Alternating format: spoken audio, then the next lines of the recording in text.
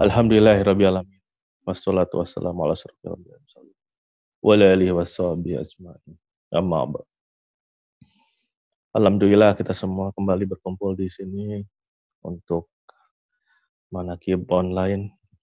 Semoga semua selalu diberikan kesehatan, ketenangan, dan kesabaran dalam menghadapi ujian, cobaan dari Allah Subhanahu wa taala. Shalawat serta senantiasa panjatkan junjungan kita Nabi Muhammad SAW. Berikut untuk khidmat ilmiah akan saya coba untuk membahas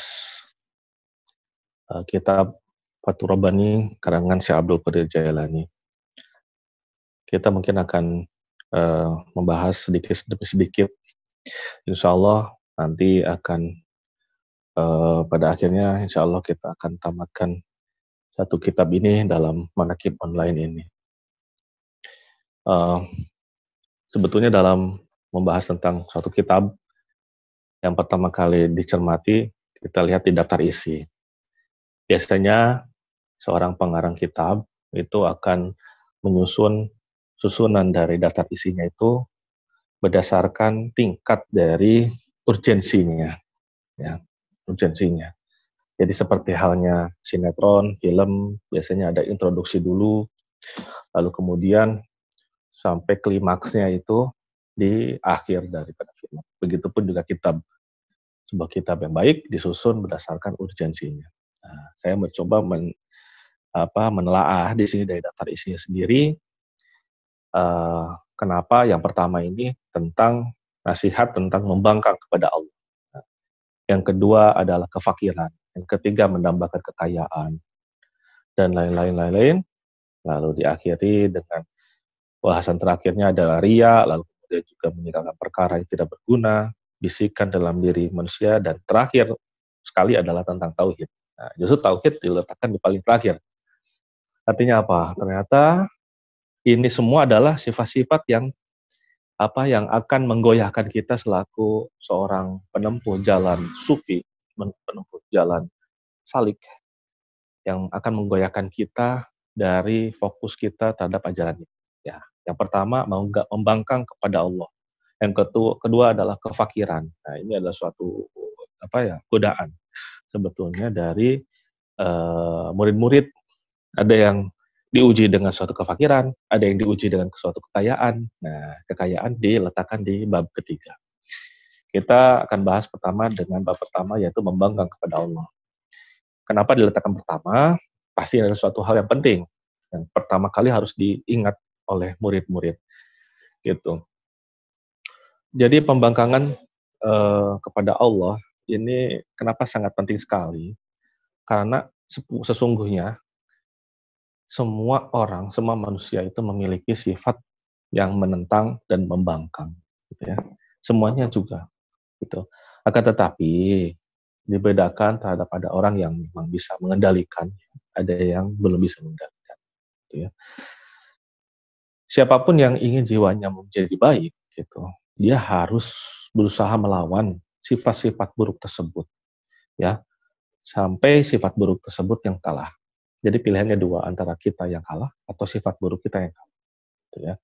Banyak orang yang sifat buruknya yang kalah, akhirnya dia bisa menjadi seorang yang muttaqin. Ada juga yang dianya sendiri yang kalah, akhirnya dia menjadi seorang yang tentu menjadi careken agama dan gitu ya. Careken, jadi careken itu yang dimarahi oleh agama dan negara, bertentangan dengan agama dan negara. Nah, jadi jiwa ini dikatakan dalam kitab Fathur Rabbani ini, jiwa mengandung keburukan yang berlapis-lapis, gitu ya.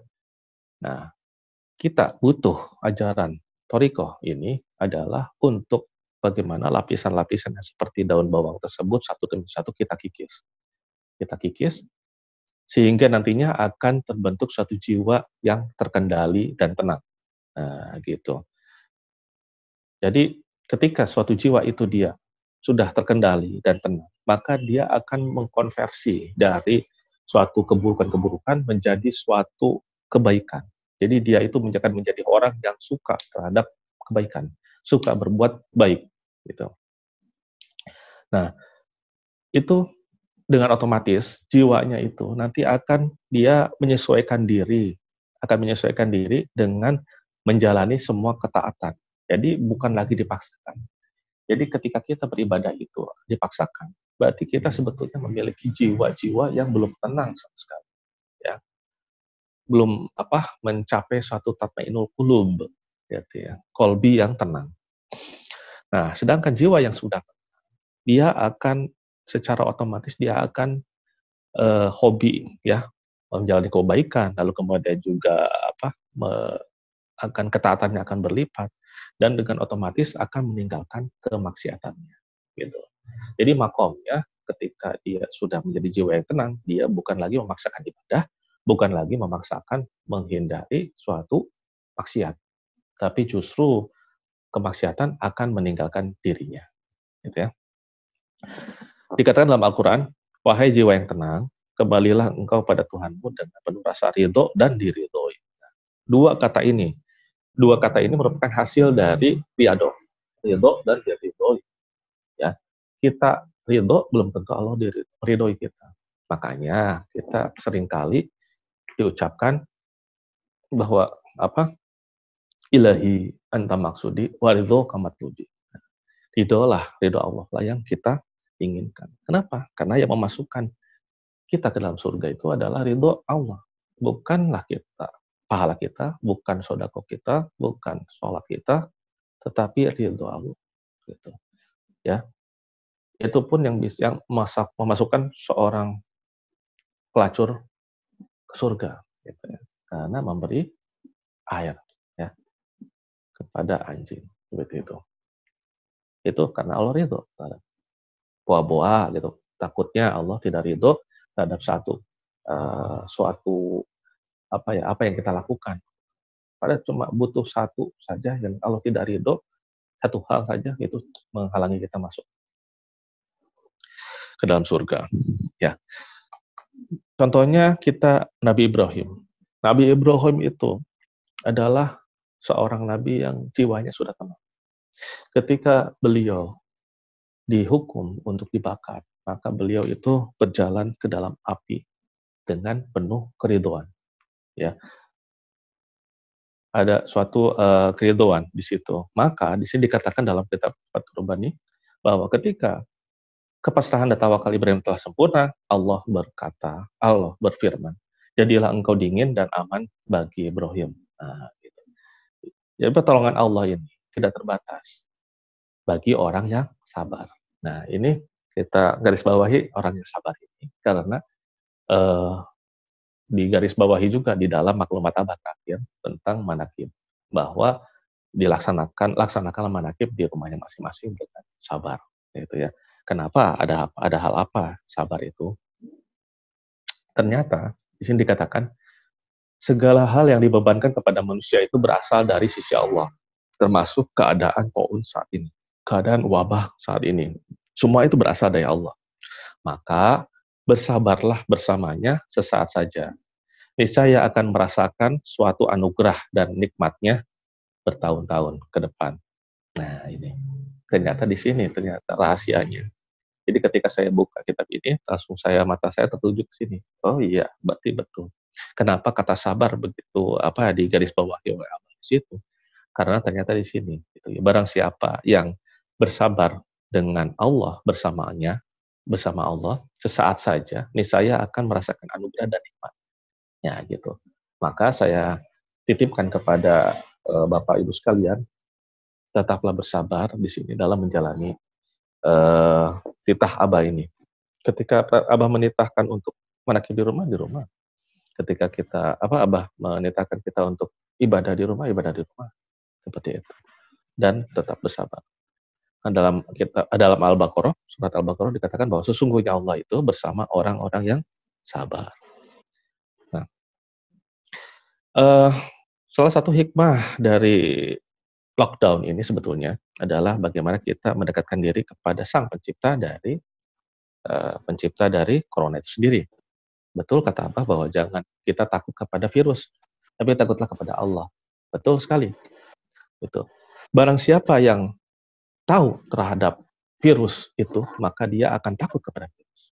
Tapi barang siapa yang takut kepada Allah, maka dia akan takut kepada Allah, akan melakukan segala sesuatunya, ketaatannya tidak kepada takutnya kepada Allah. Nah, di sini dikatakan bahwa perbaharuilah selalu hatimu, sebab jika baik hatimu, maka baik pula keadaanmu. Nah, di sini dikatakan bahwa di dalam jasad anak Adam itu terdapat segumpal daging, di mana jika segumpal daging tersebut rusak, maka rusaklah seluruh tubuhnya, dan daging itu adalah hati. Dan ini adalah yang selalu kita dawamkan setiap saat, yaitu zikir khofi. Di sini bagaimana kita memperbaiki selalu iman kita, memperbaiki hati kita dengan zikir, ya, gitu. Hati yang baik, hati akan menjadi baik dan dengan tawakal dan takwa kepada Allah, dengan selalu mentauhidkan. Hati menjadi rusak karena hal-hal yang sebaliknya, gitu. Nah, jadi di sini dengan kita mendawamkan zikir la ilaha illallah, maka dengan sendirinya maka iman kita akan terbarui, hati kita akan terbarui.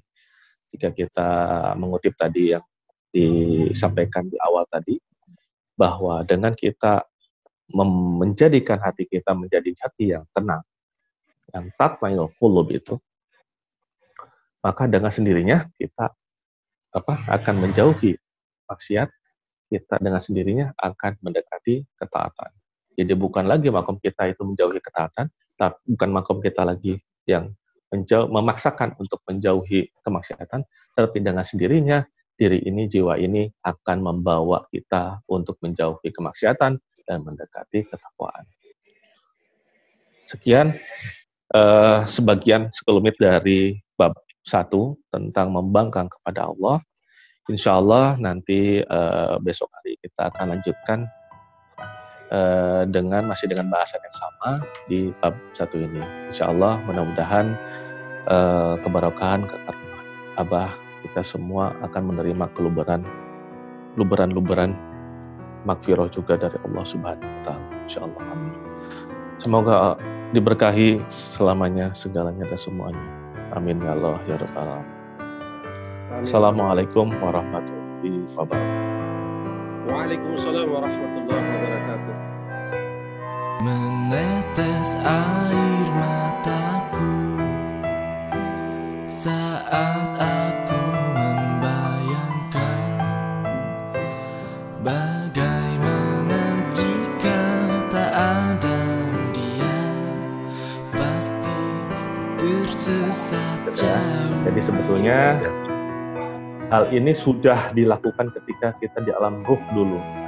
Tetapi yang namanya manusia ketika sudah dilahirkan, tergoda hawa nafsu dan kanan kiri sampai jadi akhirnya seperti itu. Sekarang manusia yang penuh dosa. Ya, sekarang ini memperbaiki diri kita. Kalau orang mah bilang bengkel manusia. Ya. Sebelumnya perkenalkan sama saya Faisal Reza. Saya diberi amanah oleh Abah untuk memberikan talqin kepada siapapun yang mau dan tidak mau sebetulnya, ya. Apalagi yang mau mah sudah terbuka, wadahnya sudah ada, tinggal diisi. Nah, yang ngisi mah bukan ibu, bukan bapak, gitu ya. Yang ngisi itu Abah, gitu. Nanti ya Abah, nanti yang ngisi gitu. Kita mah cuma tugasnya cuma pikir aja, pikir.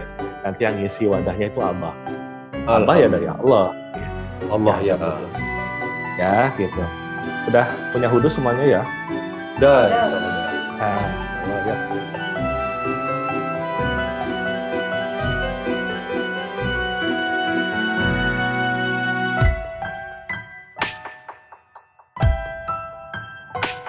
Menetes air mataku saat aku membayangkan bagaimana jika tak ada dia, pasti ku tersesat. tersesat jauh